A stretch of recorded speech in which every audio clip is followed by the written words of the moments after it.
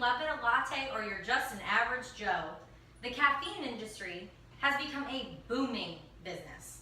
With a Starbucks on virtually every corner, wherever you go, caffeine packs its punch in each shot of high-powered energy, drink, or coffee. By the time some Americans are waking up in the morning, their coffee pots are already percolating in anticipation for their owner's critical craving. But how much is too much? If the Arlington Daily Herald reports that a typical American consumes about 280 milligrams of caffeine a day, could your mocha turn into misery? For most, caffeine is just a low-cost, enjoyable way to recharge and renew. The daily dose of caffeine is just another ingredient added into a pretty normal day in the life of an American. But in the eyes of Ronald Griffiths, a researcher of Johns Hopkins University School of Medicine, it doesn't take much to get you hooked. Griffiths' research has found that by drinking only about 100 milligrams per day, which is comparable to just 6 ounces of coffee, that's all it takes for an individual to become reliant. With a third of all Americans ingesting more than 500 milligrams per day, the dose can cause little to potentially deadly results. Caffeine is a powerful ingredient that has potential to cause both positive and negative effects on every individual it consumes. Now today, we'll first dive into what caffeine is and where it's found. Next, we'll cover what kinds of positive and negative impacts it has on the human body. And lastly, we'll discover how those impacts can cause long-term effects on the body. Caffeine can be found in a variety of different places. Some is well known as a cup of coffee, and others are a little bit harder to find. Pain relievers like Excedrin and Advil can contain upwards of 300 milligrams of caffeine. Now, these medications can often be taken to relieve headaches, backaches, joint pain. And then there's sodas and soft drinks, another common place to find caffeine. Brands like Coca-Cola and Mountain Dew can contain levels of up to 41 milligrams of caffeine per can. Breath fresheners, ice cream, and decaf coffees are not usually known for taking and containing caffeine, but can contain as much as a caffeine soft drink. Weight loss pills are also a common use to rev up the metabolism, containing upwards of 1,000 plus milligrams of caffeine. In certain weight loss tablets, caffeine levels can be equivalent to drinking up to 12 cups of coffee. Taking too many of these pills can be highly dangerous, causing rapid heart rate, shakes, and panic attacks. Now, a healthier form of caffeine can be found in green tea.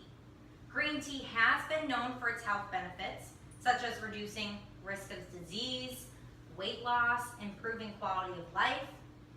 So now that we've discussed what contains caffeine and where it can be found, we'll now look into what kinds of effects it has on the human body.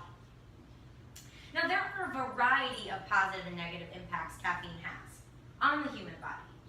Positive effects associated with caffeine intake can include increased energy levels, weight loss, and even athletic performance. Studies have shown that reasonable doses of 20 to 200 milligrams of caffeine can amplify well-being, awareness, and even happiness. Studies have also shown that any increase in the amount of over 200 milligrams can create adverse effects, such as panic attacks and anxiety. Caffeine also has the ability to improve function in the lungs. The Chicago Daily Herald reported that caffeine has been used as a tool to assist the breathing of premature new babies. However, the negative effects of caffeine do outweigh the positive. The overconsumption of caffeine has been linked to dehydration, insomnia, acid reflux, just to name a few. Coffee can be very highly acidic. Because caffeine can stimulate acid, individuals who suffer from acid reflux are advised to stay away from caffeine in the coffee form. Studies have also found that caffeine can negatively interfere with sleeping patterns, which can result in decreased energy levels, drowsiness, and depression. Being a sufferer of anxiety myself, caffeine is something that I choose to stay away from.